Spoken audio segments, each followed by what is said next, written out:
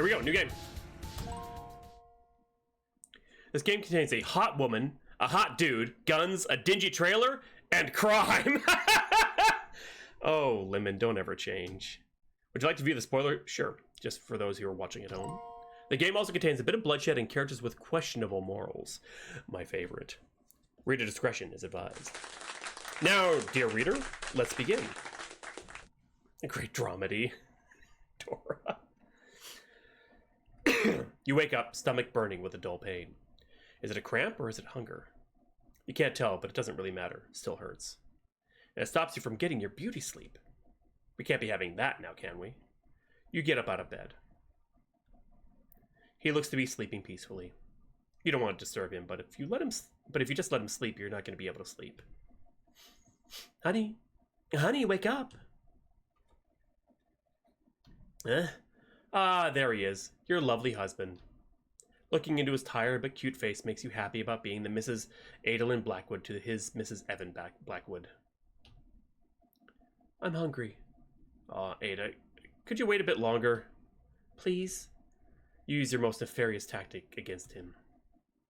The puppy dog stare. Come on, that's not fair. You know I can't resist. You don't relent. All right, there should be some food at the gas station. He gets his lovely ass out of bed and escorts you out of the trailer. Ah, the loveliest of destinations on a romantic road trip. The obligatory gas station. Glass station. What are you waiting for? Go and pick some shit out. Got a bottle of vodka. Got a bag of chips. Got a bag of chips. Got a bag of chips. You take a look inside the fridge to find all sorts of food. From frozen meals, alcohol, ice cream, pomegranates. I have been craving pomegranates. Got a pomegranate. Useless without pomegranates. For thou hast taken the lone one into thy wretched hands. Ah, the door to the most wondrous of places. The gas station bathroom. You visited enough of these to know you'd much rather not be greeted with questionable smears on the walls. Ew.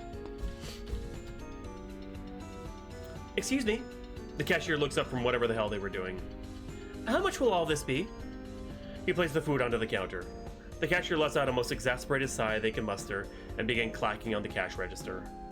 Of course, this exhaustion stops when they announce the total. That'll be $200. Yeah, no, you can't buy this. Your itty-bitty charred heart drops. Oh, really? You can't give us a couple's discount? No, can't do. You know how the economy's been screwing businesses over? And people like us, too. The cashier rolls their eyes. Not good, cashier person. That's your first mistake.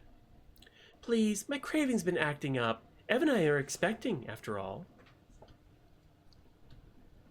Huh? Are you serious? Well, since you clearly have the money to pop a baby out in this economy, your total's now $400. Strike number 2, cashier. Come on, you're not about to do that to a pair of newlyweds, are you? Huh, of course I am! And that was their third. Oh! We're gonna punch him with a bullet! Your hot husband points his revolver towards the cashier. He's determined to get you your damn food through any means necessary. How romantic. And that's for you, cashier. Good on you. 3 strikes and... you're out. Evan looks not the least bit affected by shooting the cashier's brains out. Oh well, guess that's what being a serial killer does to you. Phew. Now this is the man you married. Nothing at all like your dad, unchivalrous guy he was. No matter how much blood is spilled, you still love Evan. And the work he does, of course. Might not be honest, but at least it's hard and fun work. Blood is splattered all over the floor, and your clothing. Fuck, you're all covered in blood. It's fine, I've been wanting to make a fashion statement after all. At least let me wipe it off your face. He tries to wipe the fresh blood off your face. It winds up smearing and mixing with your makeup. Hey, how about we clean up the crime scene first? Of course. Got him up. Clean the blood. Is there any money on the blood? Or is there any money on the body? Yeah, the blood. Sadly, there isn't. Cleaned blood. Clean blood. Clean blood and clean blood. Alrighty, that's all the blood cleaned up. There's still blood on both of us. Oh, right. We could probably clean up in the bathroom. Maybe we should wash up in here, Evan. Door's locked. Ah, but there's a place to put a code right here.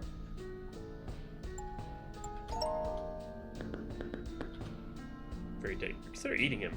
But you don't feel like making your husband chop him up right now. Oh no! That'll just make everything even bloodier. Upon closer examination, you find a sheet of paper. Scribbled on it is bathroom door code. Ah, that was easy. The code is soda, ice cream, chicken nuggets, and juice. Don't look so down. This will be easy to figure out. Some of the blood on your face. Now you're thinking what to pair it up with. Pair it up with from here. Thinking of eating over the corpse. Thinking of eating over the corpse. How'd you know? What kind of husband would I be if I didn't know what you were thinking? Looking into the fridge, you realize that your cravings can be satisfied with the contents. There's enough here to make the most questionable meal ever. 3 bottles of soda, 6 tubs of ice cream, 9 boxes of chicken nuggets. So, okay, wait, I gotta write this down. Okay. 3 soda, 6 ice cream, 9 chicken nuggies, and 0 bottles of juice. 0 juice, okay. What was the order? Was very healthy, yes. Oh, I gotta look at it again, don't I? Soda, ice cream. Okay, so just 3, 6, 9. Thanks, Dora.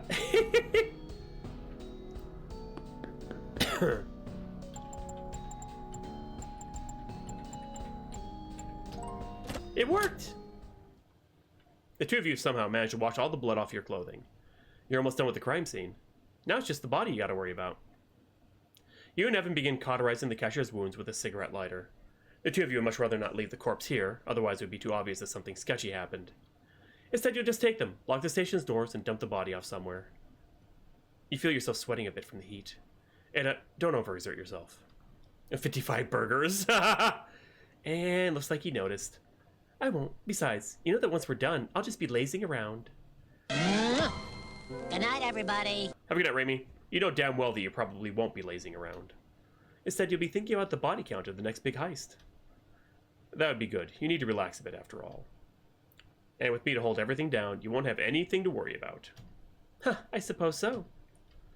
Hey, can I ask you something? Of course. Well, you definitely picked out some interesting snacks. Oh, hell no. Did he realize? You sure as hell didn't want to tell him the news at some shitty gas station. But he's catching on, you think. Being the good wife you are, you can't just lie to him. Before even thinking about what you're feeling is rational, you blurt, Evan, I'm pregnant! Well, I wasn't going to ask that, but... He freezes in place like a malfunctioning machine. He's seen torn organs, bones jutting out of skin, and contorted, bloody limbs. Yet this phases him. Evan?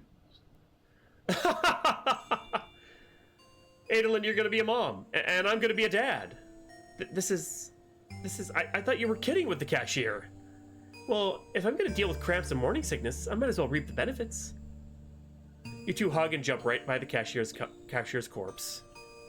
There's something so morbid about jumping for joy at the thought of giving life right after taking it away.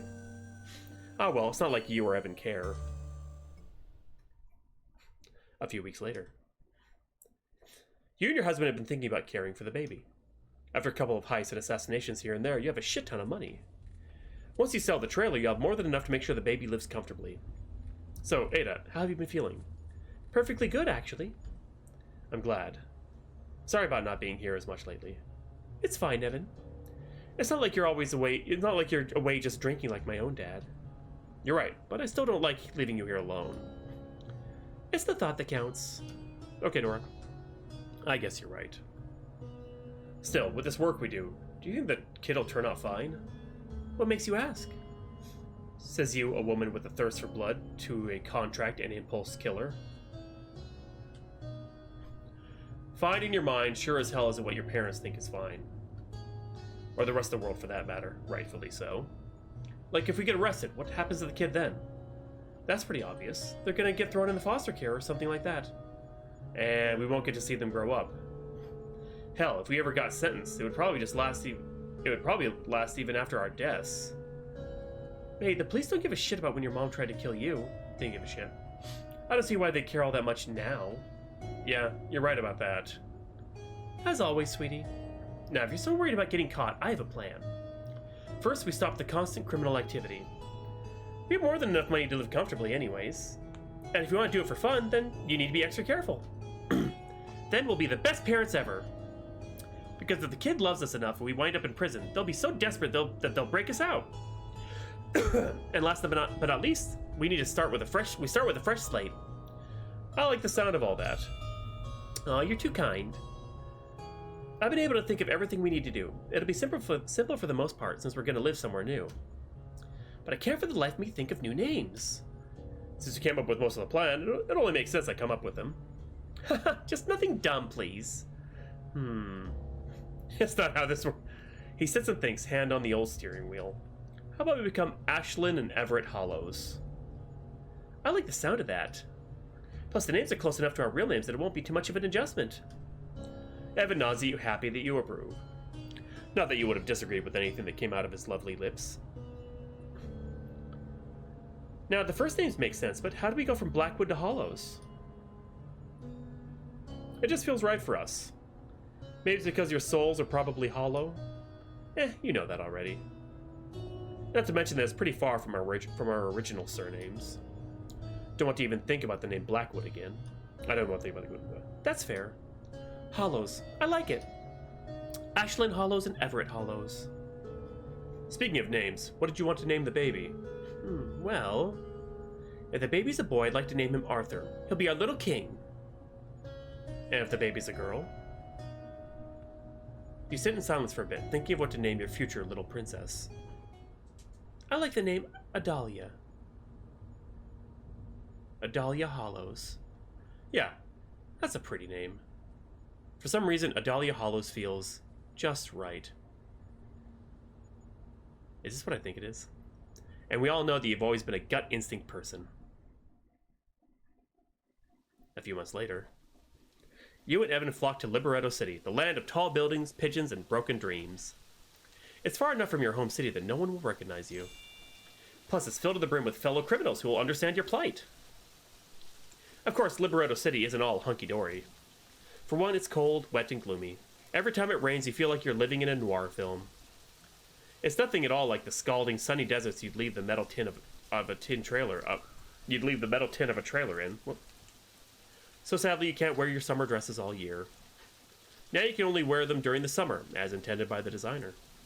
Secondly, much like noir films, there's a shit ton of annoying detectives and cops. For a city so riddled with crime, their spirits and determination are quite high. Unfortunately, they are very passionate about their jobs. And third, no matter how much you reassure Evan... Wait, that's not right. Everett. Yeah, Everett Hollows, your husband. No matter how much you reassure Everett that the two of you won't get caught, he still spends the nights awake watching the news. None of these things concern you enough to warrant leaving, though. The two of you wind up with a lovely baby girl, Adalia Hollows. She's a lovely girl, high grades, high ambitions, liked by pretty much everyone. Everything that you and Everett ever wanted for a child. True, she cheats on most of her tests, wants to become a mafia leader, and threatens people with homicide if they don't like her. But the two of you encourage it. After all, what kids don't dream of strangling each other every now and then, right? How could you guys say no to your little girl after all the denials from your parents? You're no longer the Blackwood family. You're the Hollows family. You love your kid more than either of your parents ever loved you. Isn't that a good thing? Surely she'll go on to be as beautiful as you and as hardworking as her dad. She'll be a good young woman. Many, many more years later. You don't know why the hell you're fighting with your husband again. Why don't you just listen to me? Look, all I'm saying is that you can't threaten to cut people's heads off for so much as looking at me. But aren't they going to take you from me? Of course not. Either way, you belong to me. That happened when we sealed the deal with the marriage. You know that he's too smart to fire back with something. But he's headstrong enough to mutter something under his breath. This marriage is nothing at all like the one your parents had. What did you just say? Look, I don't want to talk about it. Just leave me alone. No, what the hell were you saying? Fine then. Your parents practically served me on a silver platter to you. There, happy now? Even after I said no to the marriage several times, your parents forced my parents to give me up to you. Thought I'd never catch on? Well, screw me for deciding to marry a detective. And screw him for saying something you already knew. You were the one to ask your parents to make him yours, after all. Being the amazing parents they are, they gave him to you, just like you deserve. You need them to do a little favor for you right now, just because you're getting tired of Asher. Mother and father would understand why you're so unhappy like this, after all. Asher doesn't bend to your whims like you want. You thought that maybe you could break him in like a new pair of shoes. But he just never stops. Not when you first married him, and certainly not in the 15 years you've been married to him. He's not a good toy anymore. Hello, Mother. Oh, Adalia, sweetie, how are you? It's been so long. I'm perfectly fine, Mother, thank you. And how's your little baby? He's fine. He's so well behaved, you know. I don't have to scream and yell at him to make him do as I please. Oh, I knew you'd be such a great mother, Adalia. Came out fucked up, yeah. Granted, you still do yell at your kid. Gotta break him in. You hope he turns into a young man who devotes everything to you. And how's Asher?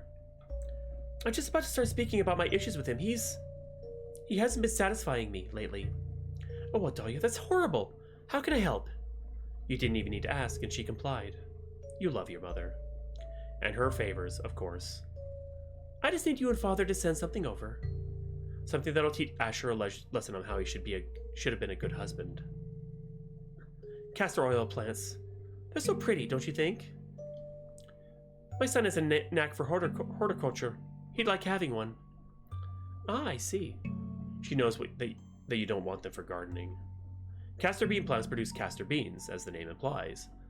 The blossoms are so pretty that you could say that it's just a houseplant. A very poisonous houseplant at that. After speaking with your dear mother, you're happy. Your life is going to be perfect now, all thanks to your lovely mother. It is, MC, yes. It's what you deserve. This is the end of the visual novel. If you liked it and want to see the fallout of this plot, check out the Cardinal Park case. Till next time, dear reader. And there was Road Trip to Hell. I will say two things, okay? One, as a fan of the Cardinal Park case, and as someone who's played Lemonace's other games, I freaking love this prequel. I love how it's kind of a surprise prequel that came out of nowhere. As a judge for the jam, however, it's not a bad visual novel at all, but it drops names in a way that you would expect the player to recognize them. I did, but others who have no experience with the Cardinal Park case won't. It is nice that it was connected. I personally like that, but as a judge, I mean, it's not a bad game whatsoever. I like the story. It's very creepy, very cool, very Lemonace, if you've played any of their games or know of their games. It has a very certain flair to it. But I will say, I did like it did do some name dropping, and it didn't fully expect the player to know or recognize the names, but it did lose a little of the gravity, I would feel, for someone who isn't fully versed in that world that Lemonace has created. So I feel it loses a little bit of the punch for that, but otherwise, very nicely done little visual novel. Very nicely done.